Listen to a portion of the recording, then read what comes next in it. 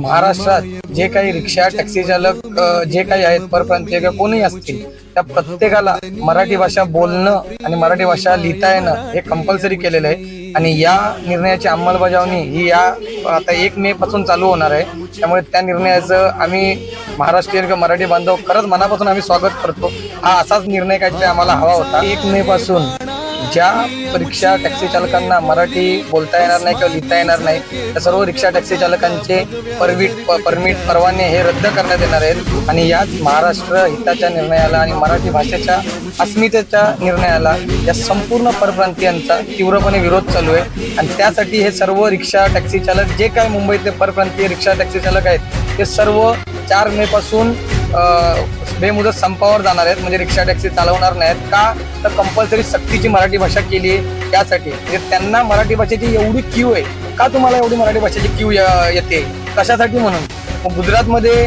गुजराती चालते, बंगालमध्ये बंगाली चालते, तामिळनाडूमध्ये तमिळ चालते, पंजाबमध्ये पंजाबी चालते, मग महाराष्ट्रात मराठी का नको? महाराष्ट्र हा मराठ्यांचा आहे ना। महाराष्ट्रासाठी मुंबईच्या महाराष्ट्रासाठी 108 हुतात्म्यांनी आपल्या प्राणाचं बलिदान दिलेलं आहे।